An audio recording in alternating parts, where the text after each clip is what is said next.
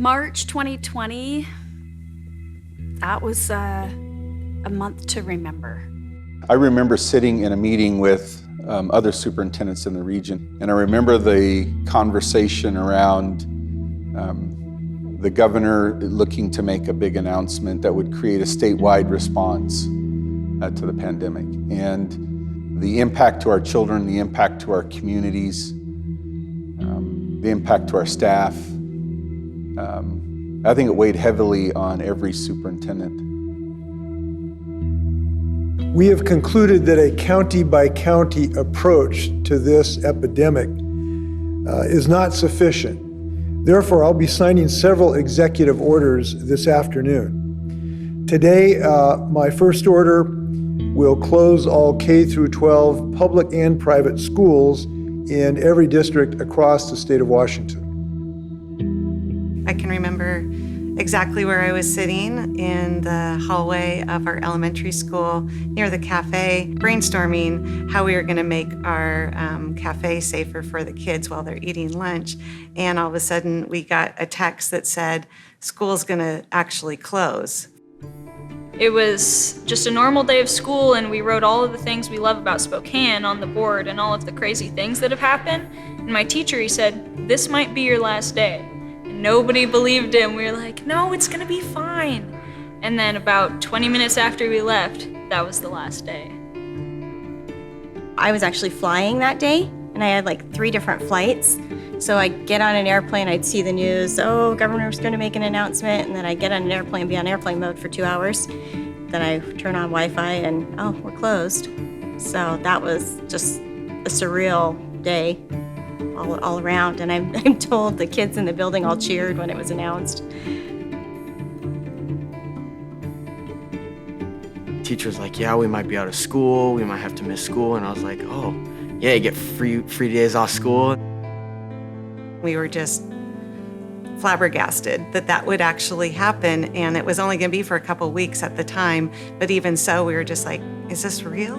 We can't believe it. The kids were crying, and they were a little upset as to what was going on, and they weren't sure what they were going to be doing the rest of the school year.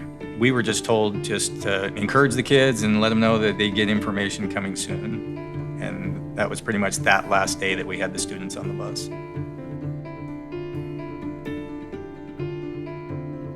It was just kind of like, oh yay, free time. Like, we don't have to go back to school right now, and we get to just enjoy these next couple weeks. And then all of a sudden it's like, oh, now it's a month. Oh, now it's 2 months. I don't think this is gonna end. When we knew it was going to go longer, you put on your marathon shoes and you plan on finishing the whole race because you're dealing with kids and education.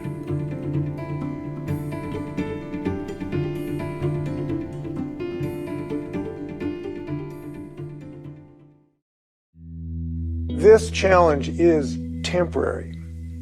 Schools will reopen. Weddings will happen.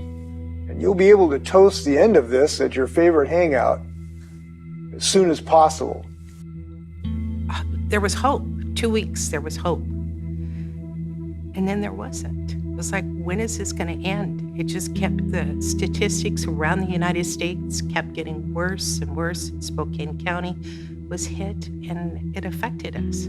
What do? We've never been faced with this before.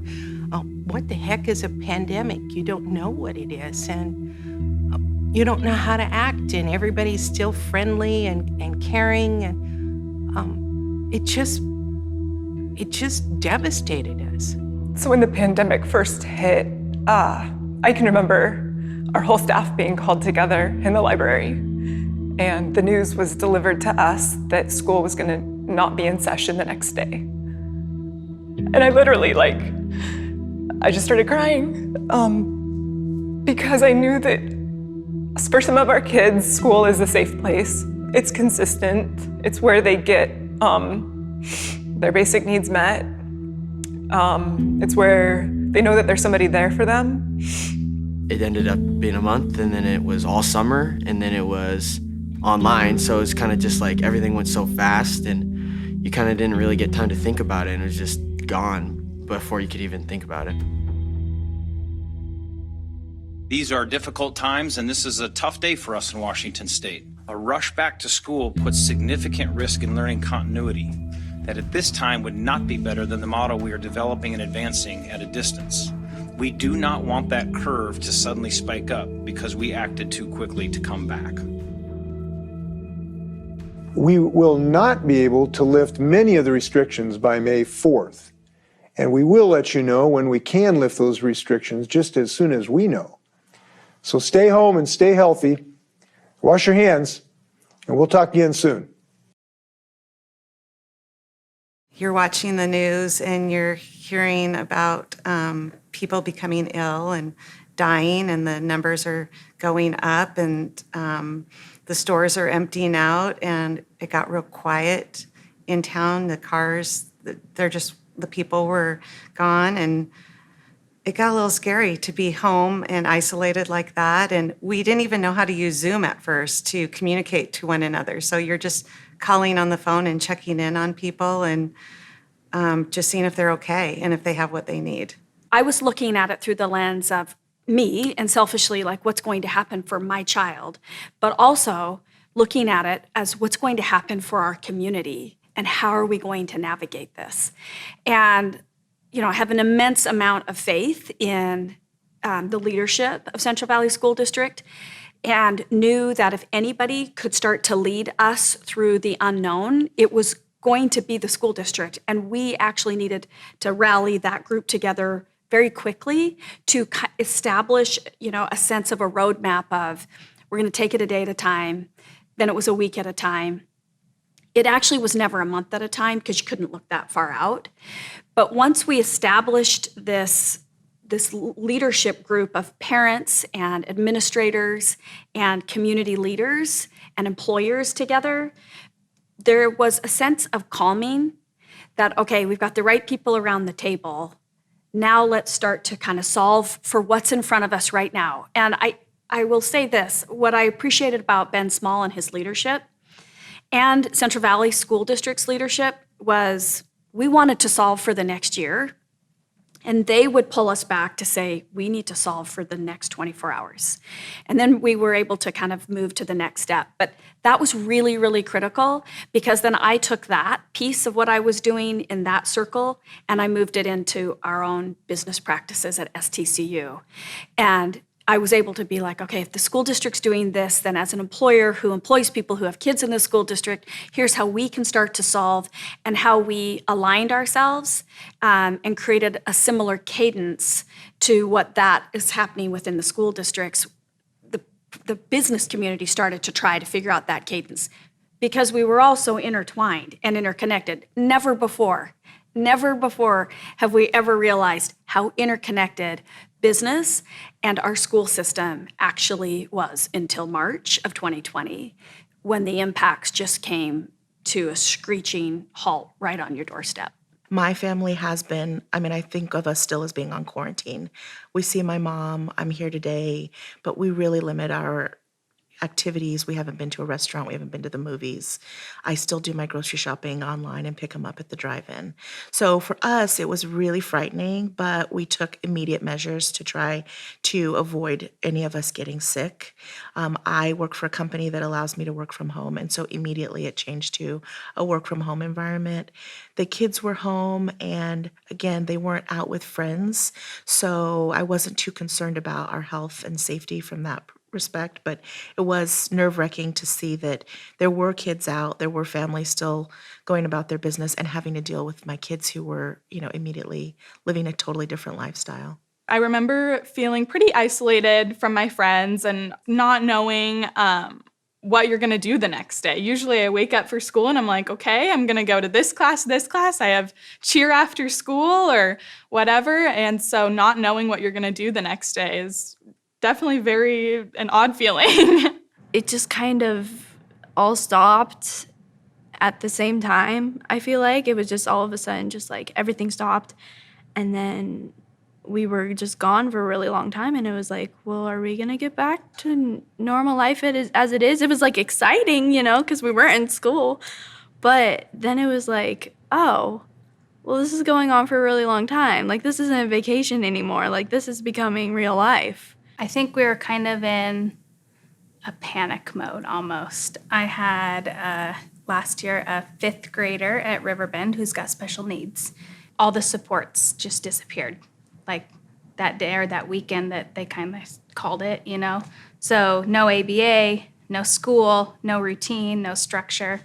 So we kind of went into a panic mode. It was like, okay, what's it gonna look like? Started setting up our home office to do a classroom. I tried to get all the curriculum together that I could think of that would be helpful for both of the kids. So yeah, kind of scrambling, I felt we did those first couple days. We just sort of waited to see what was going to happen with their virtual learning or when they were going to go back. And then when they rolled out the virtual learning, it kind of became a game of figuring out how to make it work because everything seemed broken. I think it was overwhelming because we knew we had to rethink literally everything we did on a daily basis to educate kids. So there really wasn't any routine or system that wasn't going to have to change somehow. So it was almost on a daily basis. Okay, what new thing do we need to remember to do today? And in special education, there were new rules for documentation. You know, we still had to meet legal requirements, but we couldn't do it the way we used to.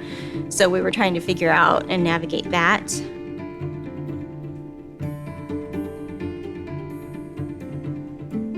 Some of the changes that occurred during this time period was we changed online platforms, I think 3 times.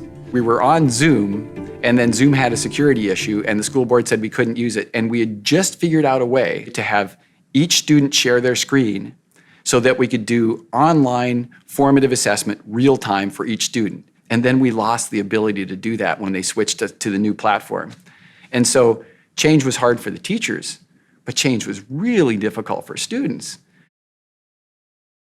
In 20, 30 years of education, I think it was the heaviest lift I've ever seen a group of teachers deal with. To transform everything they do in a classroom into a virtual setting was such a daunting task. In K2, we don't use technology as much because the kids are little and we play and we sing and we read and we move. And to put that into a virtual setting, it was just incomprehensible.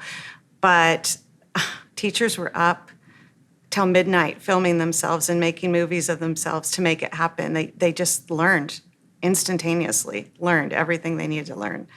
It wasn't easy, but they did it. We were up nights talking on the phone, learning to Zoom, and reading about best practices in a virtual model almost continuously. We worked through the summer to do that with fellow administrators, teachers, but I was amazed at how quickly the teachers learned the skills that they needed to make it happen for kids. I was in no way prepared for what we were going to try to do. We kind of didn't know what it was. In terms of like our vehicle that we were going to use for the online learning or how kids were going to respond to that. And so it was really one big experiment in constant change. So yeah, it was different every day. And my old curriculum, throw it out. Everything that I normally did didn't work. This was really difficult for kids because what really works for them is we get them in a mode. There's a process. There's a routine. There's a place they go and they're comfortable and they're doing these things they love to do. Hopefully, right, in our classrooms, and that was going to go away.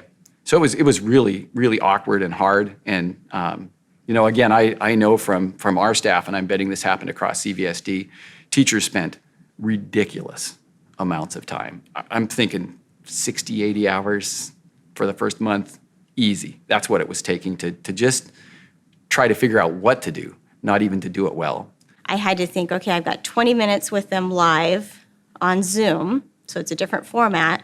I need to keep them engaged, which is more challenging than keeping them interested in what we're doing if we're in person. And then I had to think, okay, what can I give them that will actually improve their academics, that's independent work that they can do without my help? Because we just had them for, I think, 20 minutes live each day, 20 to 30. I think there was a lot of off-task behavior. And I have straight A students. But, I think they were messing on their phones. I think they were playing on their Switch. They kept their grades up. They got A's. But I think there was a lot of, well, I'm in class, but I can do the work later. And then, oh, crap, it's 10 p.m. and it's due at midnight. I better finally do that assignment that I should have done during class time today. Because it wasn't like the same face-to-face learning, and it wasn't like interactive learning that I needed. My daughter was easy. She is very self-sufficient, very guided. She's able to do work on her own. I wasn't too concerned. The technology was challenging, primarily because even the teachers were learning the tech. So trying to figure out how to engage the students, that was difficult. And she found herself, I think, kind of wandering during the day, not really knowing what to do or not having really any assignments or activities to complete because the teachers were still trying to learn what they were supposed to be doing. My son was different. I rearranged my office space so that we were facing each other, essentially, but our computers were between us, and I thought this would be a good opportunity for me to work from home and not feel so alone in my office, and for him to stay on track. He wasn't engaged in the learning at all, and I think that was a challenge because, again, at his grade level, he was 5th grade. The teachers were just trying to figure out how to engage students in a virtual setting. Looking at a computer, 10 hours a day, and no one there, Zoom meeting, you get really tired of it. So can you imagine taking classes that way? Just not going to happen. I'm going to check out probably 15 minutes. I'm sorry. The biggest mistake we made, in my opinion, was that we didn't grade them. So not holding them accountable. So it's really interesting. Even if kids are doing something they like to do, they are trained since they were in kindergarten to be held accountable for work. And as soon as you take that accountability away from them, you lose some. Man, I had some kids who are who want to be engineers who dropped out and didn't learn the last 2 units of physics, which is, just a tragedy in my estimation, because I know that it's going to hurt them in college physics. It kind of felt like I wasn't doing my job, right? So that was tough.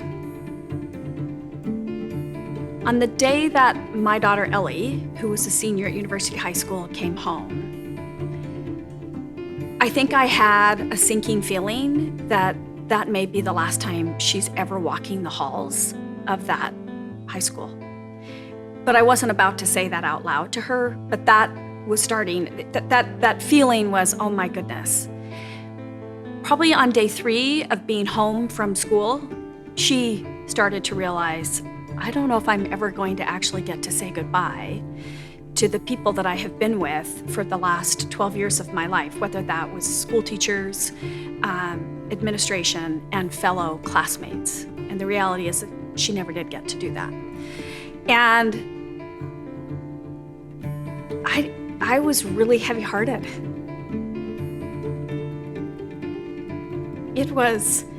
I was heavy-hearted for the loss of, for us, it was our 3rd child to go through an amazing experience at University High School, and to not have the moment to say thank you and goodbye, and we just never got that closure.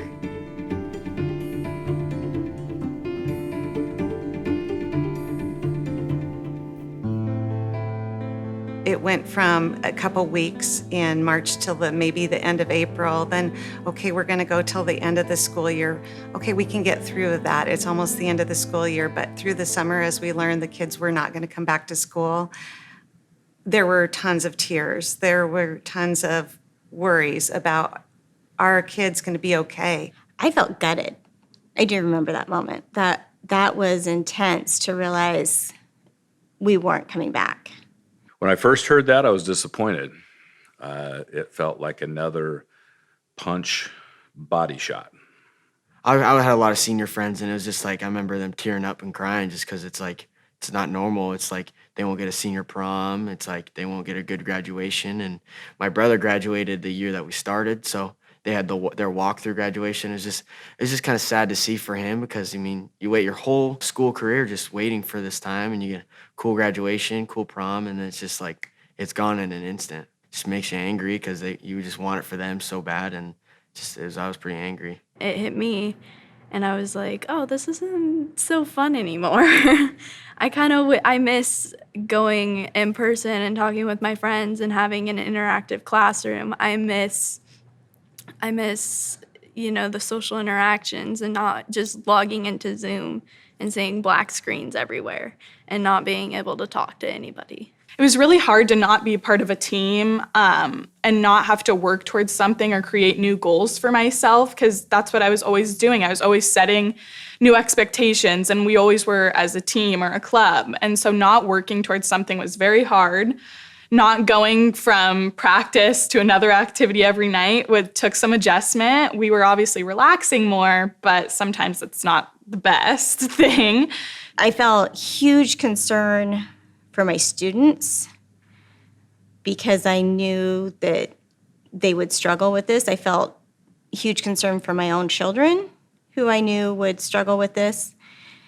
But honestly, I was more concerned for my actual students because with, a learning disability or ADHD or those types of things, it was exponentially harder for them. Not only do my students tend to struggle academically, but socially they tend to be sometimes a little more isolated as well, and maybe not have the ability to, okay, this is going to be my social bubble. Here's the two kids that I'm going to still interact with maybe. And so I worried about the isolation with them. One of the biggest challenges was that the students that were struggling most, we didn't know about because they weren't engaging. And so that was a frustrating thing, is that I kind of knew in my head and heart that the students that were struggling the most, we just didn't know. And that was the part that affected me the most, was not seeing those students every day and not knowing how they're doing, because they communicate that to you every day on the bus. In one way or another, they either greet you with a smile or how are you doing? What sport is playing today? And when you don't hear that, you just know that it's got to be affecting them quite a bit. I went into a really, really bad depression before COVID had hit.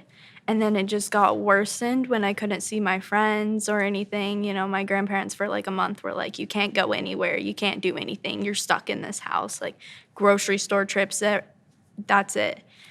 And so it just made things way worse. And when you're depressed, you're unmotivated, and that just upped my anxiety. So I'm like, I have stacks and stacks of assignments, but it's too much to get done. It's too overwhelming. We really felt like, we could not do our job. And it was interesting because, we were in March, we were getting to the point where we were preparing kids for AP tests and, end of year testing and the big capstone projects.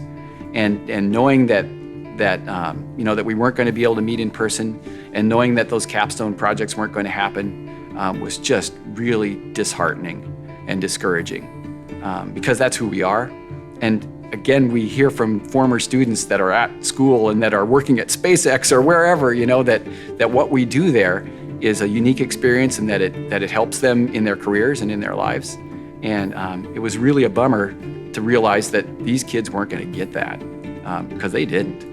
My initial reaction was, fix this. Like, of course, we can figure a way out of this. We've done really hard things. As a school district, we can absolutely figure this out. And then the realities of settling in of, my goodness, this decision is so much bigger than the school district. And it's bigger than Ben Small. It's bigger than our school board. And I think that has, that was a very difficult thing for our community to understand and grapple with. And it continues to be. I think there was a lot of confusion, a lot of frustration, a lot of fear and worry. The majority of people that I talked to were just really, really worried and frustrated, and some were pretty angry. I think that mama bear instinct gets awoken, and when your child's not doing well and they're seeing their child, fall asleep on their bed during Zoom class, they get upset. So it was tough. We saw a tremendous response we all were asking, okay, am I going to be infected? Am I putting myself at risk? And I saw so many of our staff put that aside and step up for the betterment of our community and our students.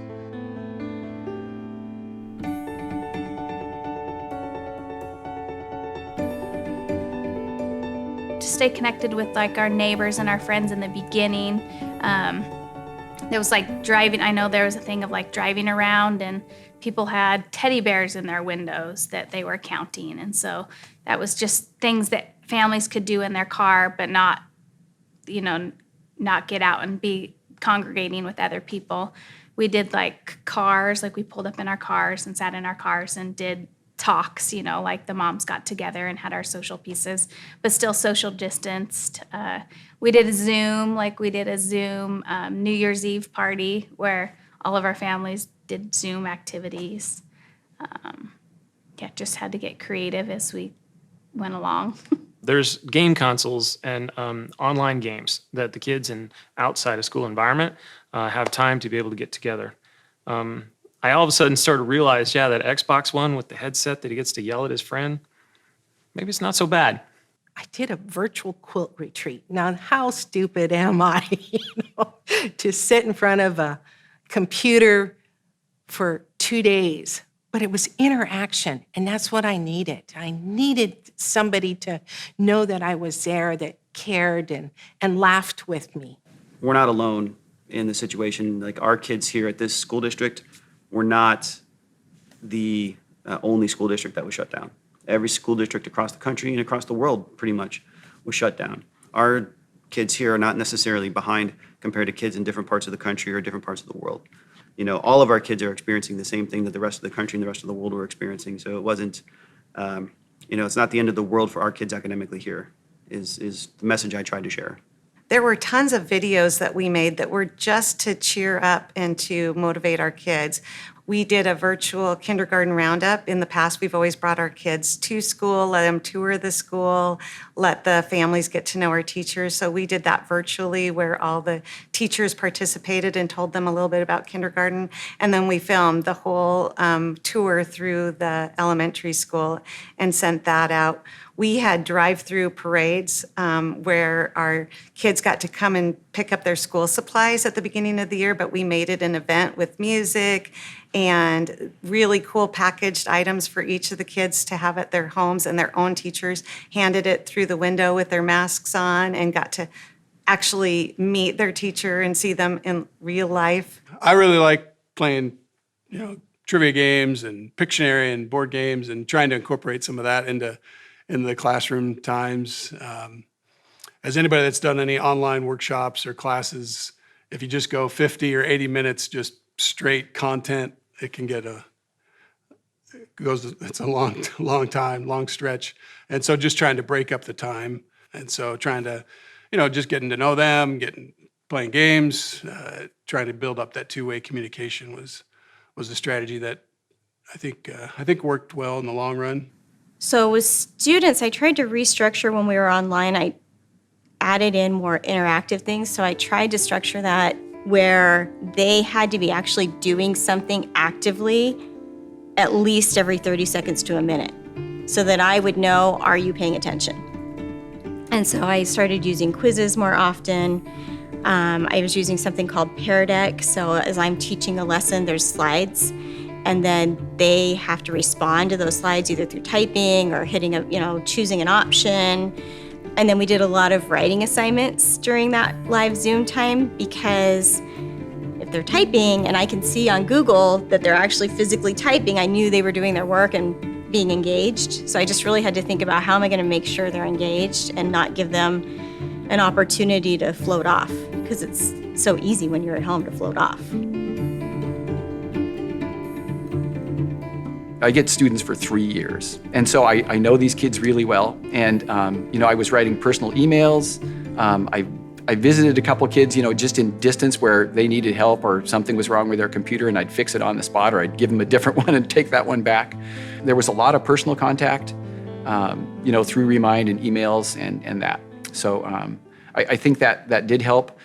That said, those kids that I lost, I tried with them, and I would go and, I'd go and talk, we'd talk in their front yards, and they still didn't come back. And I'd call parents and they'd say, oh, they're supposed to be there. They know they're supposed to be there.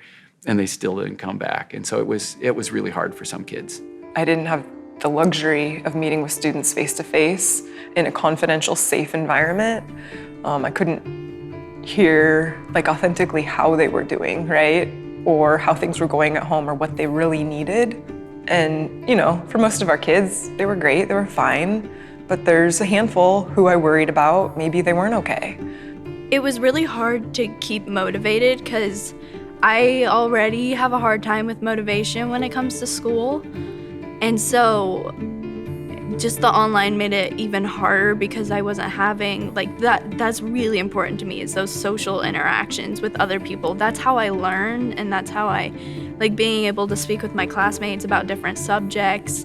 That's how I can thrive in a classroom, and we didn't do that. We were put in breakout rooms, but everybody was too afraid to talk to each other.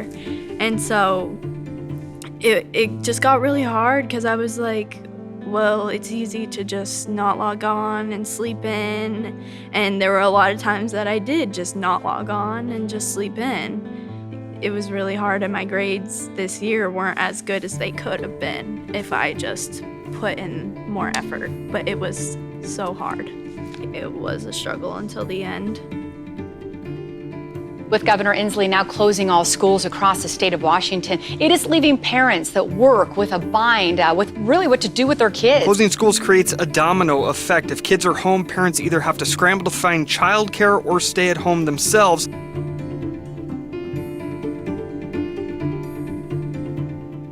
The partnership with Central Valley School District for us it probably began about 12 years ago, pre-COVID, our backpack program, which is called Food for Thought.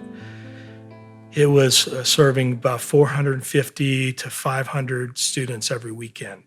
And by the time we closed out the school year in the spring of 2020, we were at almost 750 kids that we were serving. The schools shut down in March, right around, everything kind of happened at once, and then the schools made the decision to shut down, and we made the decision to continue to try to get the food into the hands of the students. The school district came up with the plan of using the buses and then having counselors and other staff members, ride along with the bus drivers and deliver door to door. Denise Quate put the schedule together, and we would go to one of the middle schools where they actually put the meals together in freezer crates, and we would load those up and take them to the school and put them in their fridge. And the families would pull up, and they would just tell me how many meals they needed, and we would serve, and it was a lot of fun. The executive team just jumped in. I'm sure Marlo was in the middle of it, just jumped in to make it happen. And it snap happened in a week. The next week we were serving again. They didn't know how many meals we were going to serve right at first, so they gave us a certain amount, and we ran out, which was encouraging to see that there was a need there for the community. And they were really excited.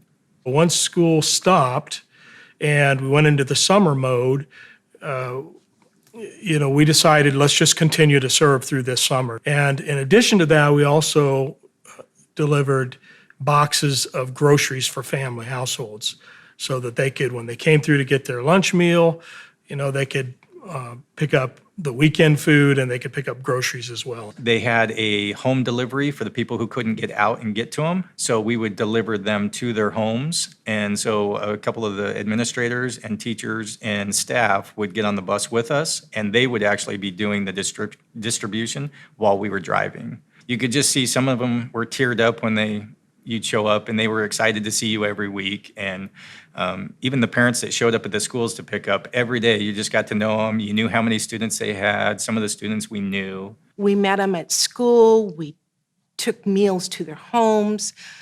I knew that the kids were being fed, and that was really, really important. We knew it was going to take everybody getting involved in this and working together to get through it. And I was impressed at how the district kept in contact with everybody so that we knew what we were needing to do.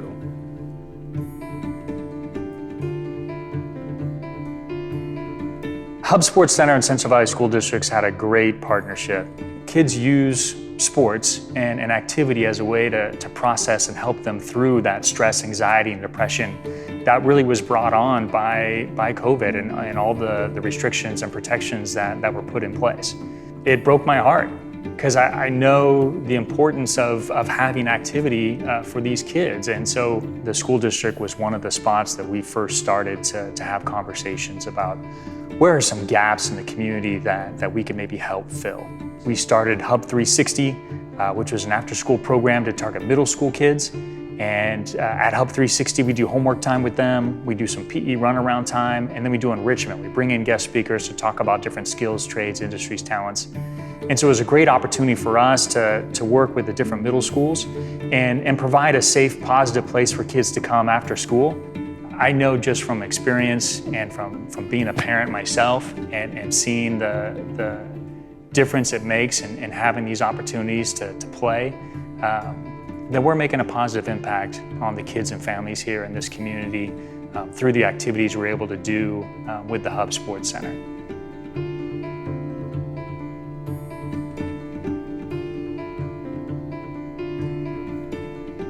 When you're doing something new, there are those pains and those conversations that you have to have, and that includes with parents. So we would do a community forum and talk to parents about it.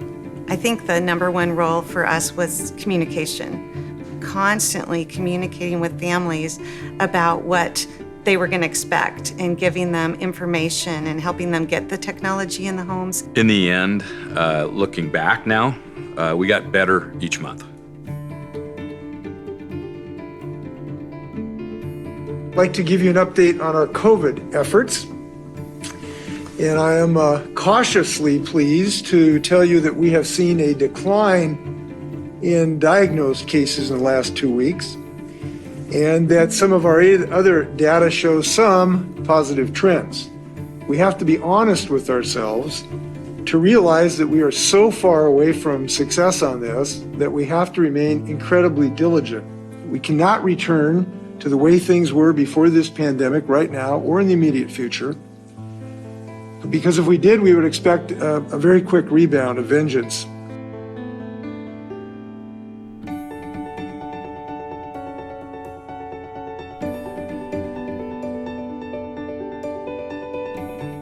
Over the summer, we wanted to establish and get as many voices at the table as we planned to return to school in the fall. And so we had teams of people, parents, elected officials, business people, nonprofit organizations at the table with us planning how it is that we were going to return to school in the fall. The foresight to know how hard it was going to be to reopen and the thought process that was going to have to go into that and the logistics to make all that happen, that wasn't going to be a matter of weeks. I mean, we were doing this months ahead of time. You know, talking about reopening when all you're hearing is closing and all you're hearing is the heaviness and the weight of which this pandemic was just like covering us with this like massive blanket. It was hard on Friday mornings to be like, okay, let's talk about reopening. And everybody's sitting there on the screen like, really? We're talking about reopening? Come September, we still didn't have in-person learning happening at our schools yet. And so I remember talking to our superintendent, Ben Small, about, what do you want me to do? Because we're not having lots of students in school yet. And I'll never forget, he said, you probably have a more important role now during the pandemic than we ever anticipated. And that's when we started talking about, how is it that we're going to be able to make our schools safe with the ultimate goal of bringing back students to in-person learning. There was a whole committee over the summer to figure out how do we best reopen, and I was on that, and I was really impressed with how they made sure everybody had given their input and everybody felt respected and everybody felt like their ideas were valued, in my opinion, whether you were a parent or like me. I mean, I'm a part-time special ed teacher. My ideas carried as much weight as somebody who was in administration. For me personally, I knew that I could say, hey, I really need to be in person with my kids if I'm going to teach them in a highly effective manner. However, I knew that because we were also taking guidance from the health district, that I could say that as strongly as I wanted. And we were also going to, as a district, be listening to what the infectious disease specialists were saying. We are in meetings twice a week with the Spokane Regional Health District. And it seemed like on a weekly basis, there was some type of change to the protocols. Something would come out from the CDC, and then that would go down to the Department of Health or the governor's office. And then it would then go to our regional health district. And it seemed like that changed every week. And so the challenge was to try to get that messaging out to our Central Valley community as to this is what to expect this week. It was a challenge, and it's just hard to keep up with all those different changes. Wow. I do not envy what the school administrators, principals, district officials, school board, Ben Small, superintendent had to do and had to decide. Because, there was a fire and they'd put out this part and then it would flare up over here. And again, their target was constantly changing, and they had things like a school levy to deal with. And they had parents on all sides of this thing. And they had to satisfy all these different needs, from students with learning disabilities, to highly capable students and all the people in between, and then individual staff needs. Well, I think the single biggest obstacle, and it's the elephant in the room, is will my child have to wear a mask? And, this is simple, right? It's a simple thing. Just say no, Ben. It's up to you. If only it was that simple, and if only it was just up to those that operate our school district. It's a no-win situation because 50% are not going to like what you have to say. Parents are frustrated, rightfully so. They don't know. They want to go back to work. They want their children to be educated. And yet, I can't tell you tomorrow what's going to happen. If our governor shuts down the school districts again, we're right back to where we were in March of 2020. Unfortunately, I think it was hard because the community had very widespread viewpoints and very strongly held viewpoints. So it kind of didn't matter what decision was made. There would be a group of people who felt like they weren't listened to or heard. And I don't think there was any way around that, unfortunately. We really wrestled with that, right? We're still wrestling as a region around that. And there is a no right answer on that. And what's unfortunate to me is that all the other things that this school district has done to open its doors back up again sometimes get lost in the conversation of the mask. And it's been frustrating at times, but I can tell you the attitudes have been amazing, very positive, and I think it's because we all had that same goal, right, of providing a safe place for our kids to learn. To me, it felt like we weren't alone. To me, it felt like we were building consensus. To me, it felt like a community coming together. I think that connection between business and our school system, as our businesses were trying to figure this out too, was absolutely critical, and we had that in those committees. The camaraderie and the work that was done in those committees was, I think, top-notch. That planning and the work that was done by our community, by our elected officials, was absolutely critical for us to be successful phasing students back into school that year. We know that in-person instruction is the best way to do instruction. It's best for the teachers, it's best for the students, it's best for the parents.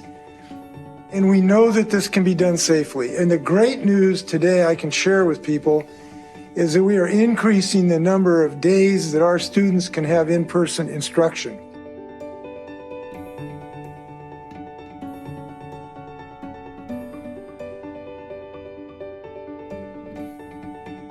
The school district brought back students in phases. And so we started with primary, and then we added middle school, and eventually the high school learners came back. So by the end of this school year, we had the option of people to come back 100%. When we heard kids were coming back into our building, there was just a ton of energy that you could feel. It was palpable. I mean, it was the best news we'd heard. Talk about spirits raised. And then the lift became, okay, what's that going to look like? We now went from teaching at a distance, teaching virtually, and now we have to teach in person, but with social distancing protocols to keep kids safe. At Evergreen, I think we have typically around 700 to 750 students, and I want to say maybe there's 60 adults in the building. So we are seriously outnumbered. And to bring that many kids back after them being out for a year, and on top of that, have this layer of we need to contact trace.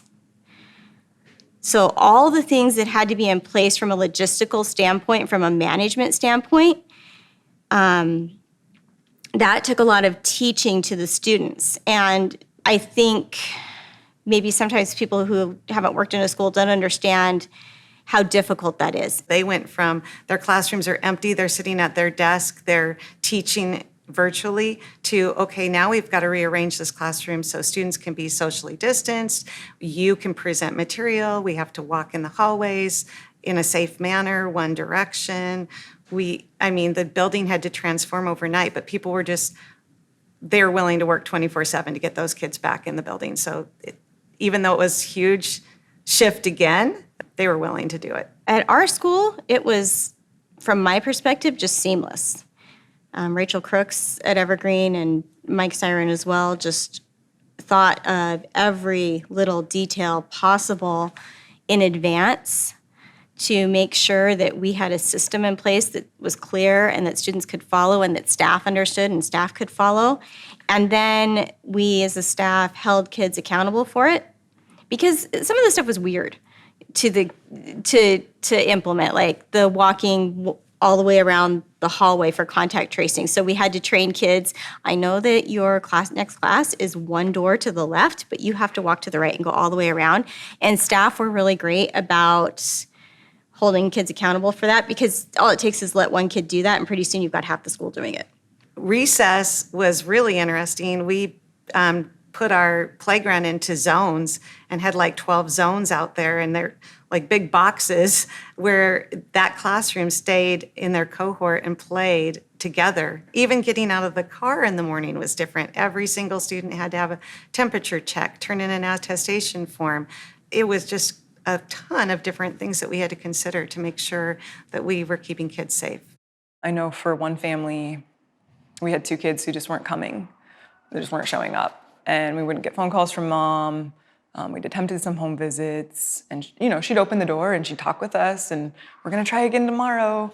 But then it wasn't happening. And so we ended up having kind of like a Zoom meeting with the parent and talking through like all the ideas that she had that might help.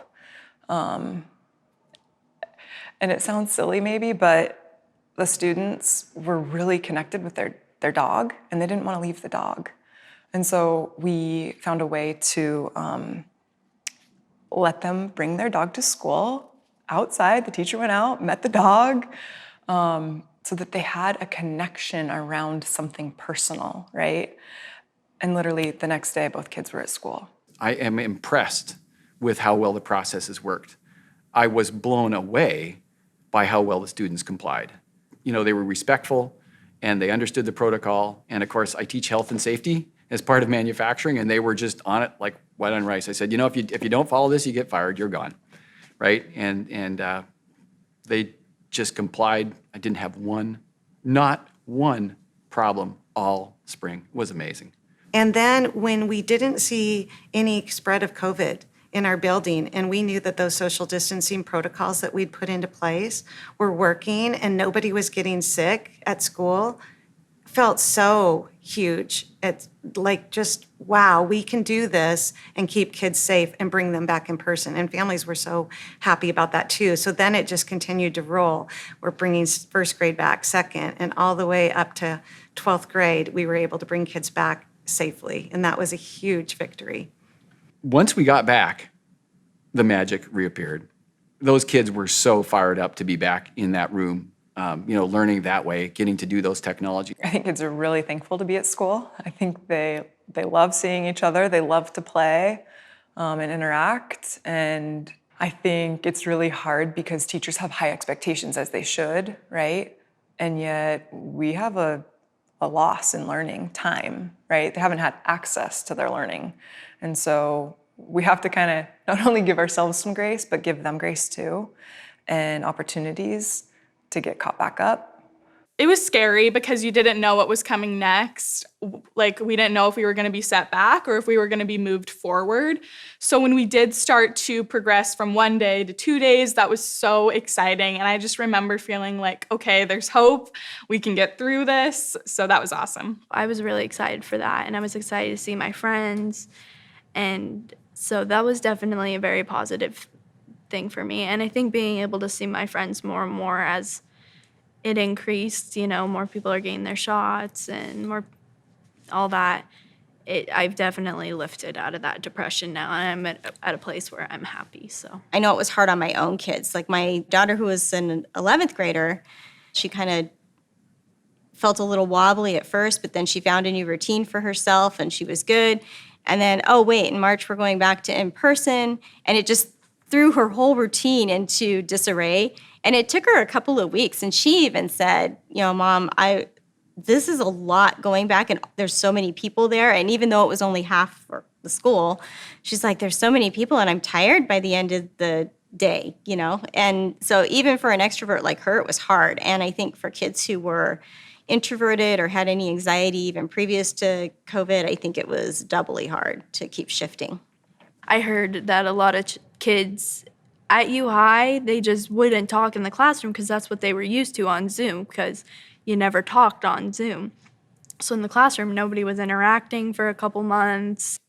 It was interesting. It's like, you're like, oh, finally we're gonna go back, and then you'd walk in and it was just like small amounts of kids. Like, I think I had 2 kids in one of my class, so it still wasn't the same, but you could kind of see us working back, and it was kind of cool to see that everything was starting to work back to be normal again. There's a couple kids that's like, they were just really struggling with everything, and it's just kind of like, I did my best to reach out and just make sure they're doing better and doing good things. But it was tough for a lot of people, but now that we're getting back to normal and everything, sports is helping and everything like that is just making a big difference in people's lives.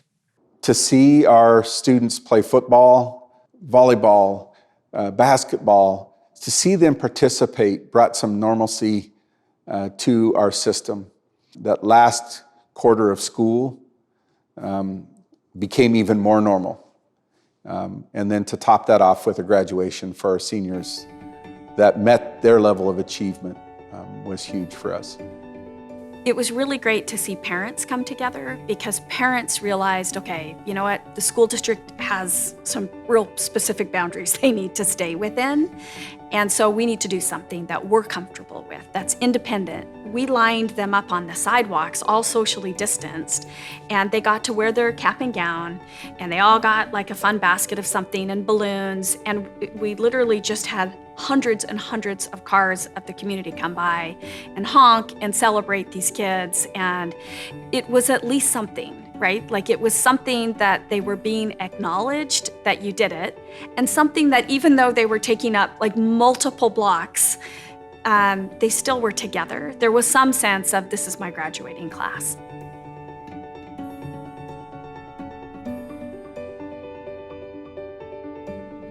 I don't know that we're ever really gonna fully know the toll of the pandemic on our students' social, emotional well-being.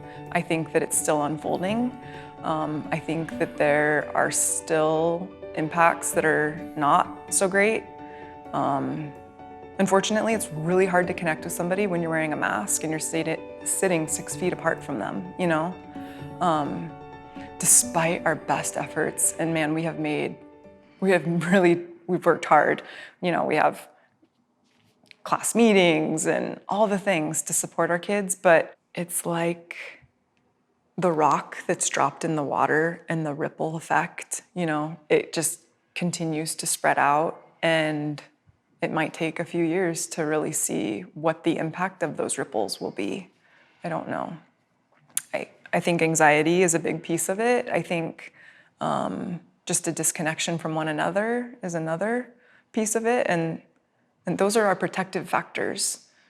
So if we're not connected with one another and we're still not fully connected like we've been in the past, that's hard, especially when kids are coming to school and that's all they know. Our kindergartners and our first graders, all they know is 6 feet apart and with a mask. And so that's hard. I think the world will be brought a whole lot closer from all this because, like, a lot of times you hear if a generation has a shared experience, it, like, brings them a lot closer on that specific topic. So I think this is good because we've been in the generation of cell phones and we've been moving further and further, even though technology-wise we are all connected. And so I think this pandemic was really important for, like, kids my age to realize that we need the social interaction with others and that we need that to, like, thrive in life. And it can get so lonely if you don't have that. If you're constantly on your phone, you can text your friends, but that's never going to be the same as being with them. Community was vital to this. They handed out, like I said, they handed out the breakfast and the lunch. They took things to schools. They took things to parents. They made sure they touched base with everyone. Our community is why we are so successful. Our business owners step up and they make a difference in our children's lives. I don't think you find that in many places, but you do in Central Valley. The value of relationships is the most important thing that we all have, and the relationships with your family when you're living with your family members in close conditions and not getting out of the house is so important. The relationships you have with your coworkers and how you really are there to support one another. The relationships you have with your community. Watching the community do all of these things to support children. If we asked for something, we needed something, like we needed more supplies, the community was donating those supplies. So the relationships in this community, it taught me and it reminded me that that's the most valuable thing that we have, and to not let those, dissipate. Trying to find the resiliency kind of each week to, like, kind of be like, okay, let's go. We're going to do this. We can do this.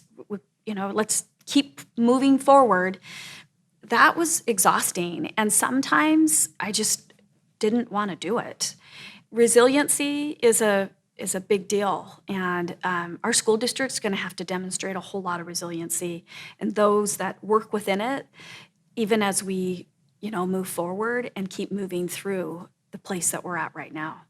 Sometimes it's the little things. The staff member told me about the best mask to get, and boy, that was life-changing once I got that other mask that I could breathe through better. And so sometimes it was just the little things and just seeing each other in the hallway and say, hey, keep it up, you're doing great. I think COVID has shown everyone that we are stronger together. When we can come together and relate to one another and show up for one another, we're a much stronger force. When you move to the Spokane Valley, you get a pretty good feel pretty quickly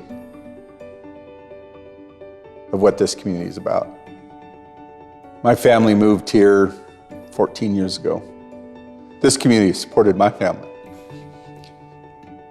This community has provided for an education for my children. How do you repay that? Throughout this pandemic, what I hope happens is that we can put differences aside and that we can support one another so that this community can be a beacon of light, so that the next family who moves here, no matter what their views, is made to feel like this is home.